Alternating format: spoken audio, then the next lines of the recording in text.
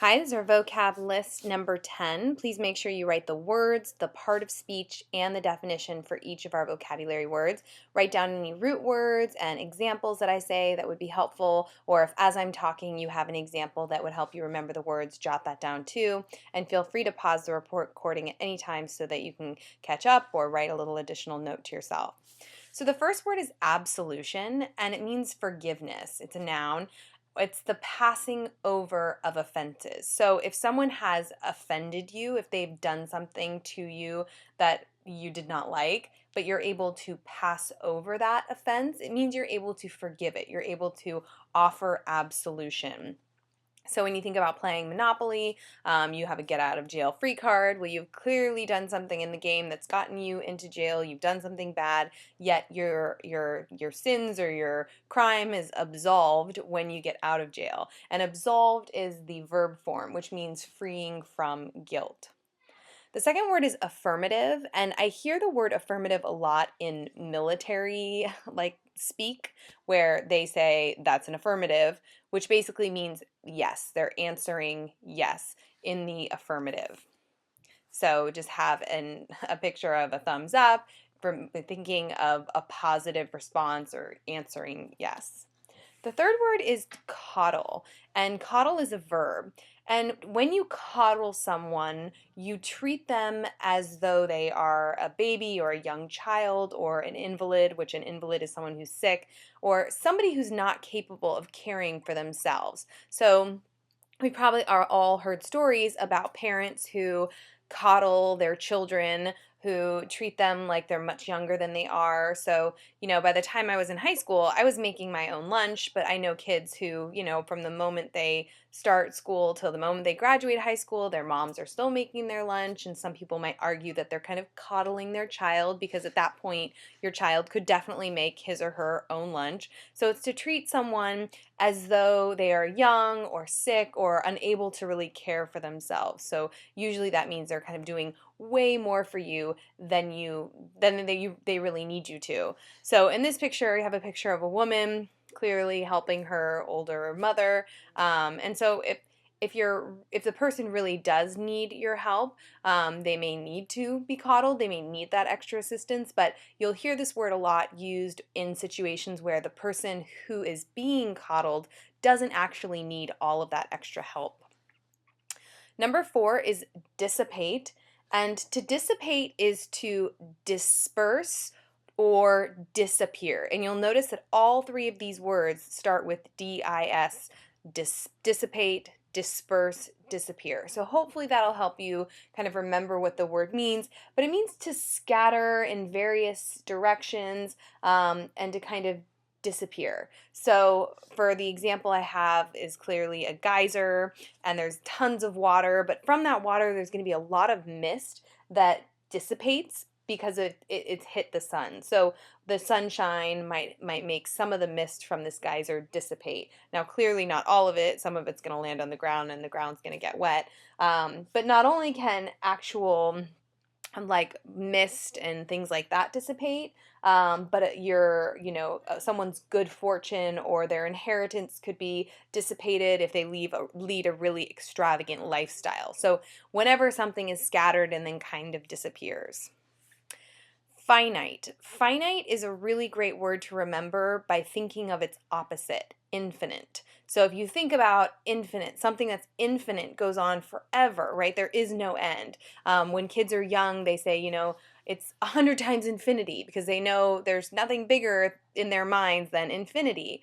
Well, something that's finite is limited. There's a limited amount. So when I think about finite, I think of finite resources that we depend on that will have an end, that we will eventually use up. So if you think about oil and all of the ways that we use oil in our cars to drive, in plastic, all of the stuff that requires oil, that is a finite resource. It will run out, and there's going to have to be a lot of adjustments in the way we live to adjust to that finite resource running out. Number 6 is indignant, and someone who's described as indignant has anger. It says having such anger and scorn as aroused by meanness or wickedness. As a really kind of an extreme example from the SAT, or definition from the SAT, but really think about it as having strong displeasure, usually because you consider something to be unjust, offensive, or kind of insulting. So if you're indignant, you almost can't believe that you're being treated a certain way or that something's happened to you because you don't think it is fair. So if you feel like there's been something that's unfair, you might feel very indignant. So if you're working in a group and you're really diligently trying to get the task done, but then a couple of your group members are, they're not focused, they're kind of doing other stuff that they shouldn't be, and then your whole group loses credit on an assignment, you are going to feel indignant because you tried really hard. You were focused, you did what the teacher asked you, and it was these other people who were doing things that they shouldn't have. So a lot of times young children will feel very indignant. They feel like something's happened and it's not fair. It's not fair, mom. And so I have a picture of a little girl here that clearly feels like whatever the situation, whatever's happened is she's indignant. It what didn't go the way she was hoping it would. Juxtapose is a great word, and you will definitely see this word. To juxtapose is to put two things close together or side by side, usually for the purpose of comparison or to compare and contrast. So, a lot of times we'll go into a supermarket and I might be looking for mascara or face lotion or whatever it is I'm trying to buy, but I'll probably grab a couple different products off the shelf and then hold them side by side and look at the different ingredients on the back to see which one looks like the better product. So I'm holding them side by side so that I can compare them. Also, in English class, think about the Venn diagram. So a lot of times we're comparing characters in a novel or themes or setting or whatever, and we'll put the two items that we're comparing in these circles to show what's similar, what's different. So we're juxtaposing them by putting them side by side. 8 is narrative, and a narrative is basically a story. It's an orderly, continuous account of successive particulars of an event. That is such a long-winded definition. I would say narrative is a story. What they mean is an orderly, continuous account means one thing happens, then the next thing happens, and basically you're being told this happened, then that happened. So the different parts of an event that make up a story are told in an orderly account. So if you think narrative and you think of a story, that will be a much better way to try to remember what the word narrative means. And most of the things that we read in English are narratives, right? They're stories that we're being told. And in those stories, there's kind of an event by event sequence of how the story is told, what happened in it. Number 9 is poignant. And something that's poignant can be either keenly painful, keenly distressing, severely painful, or acute, which means it kind of causes this distress.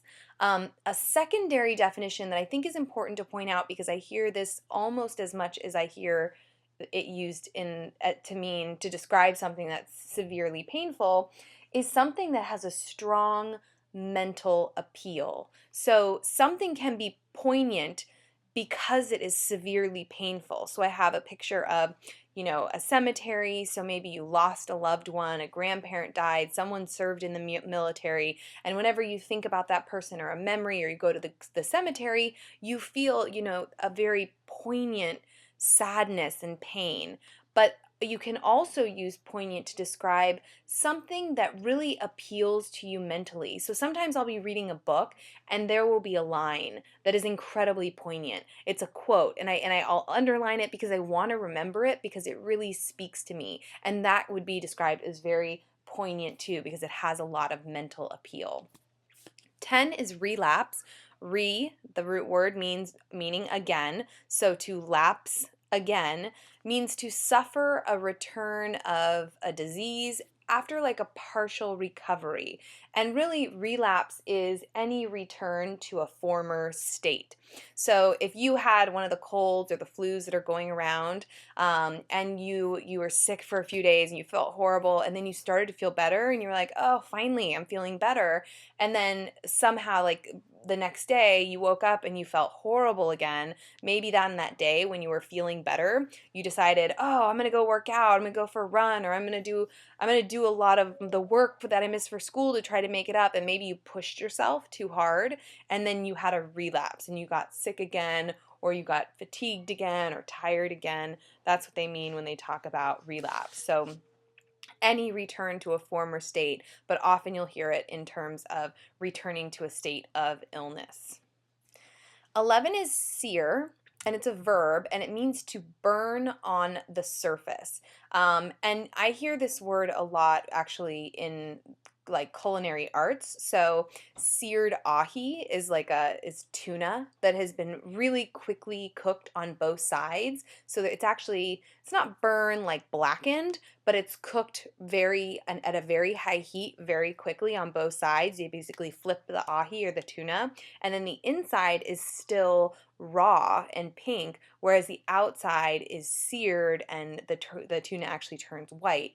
I've also seared my hand while cooking because I've reached into the oven and actually touched the coil at the top of my oven and burned the surface of my hand. So there's different ways that you'll hear this depending on the context, but a lot of the ways you'll hear it is really in the description of how food is prepared if it's burned on both sides or quickly cooked at a high heat on both sides. 12 is succumb, and to succumb is to cease to resist, and cease means to stop. So if you succumb, you stop resisting. So basically you give in.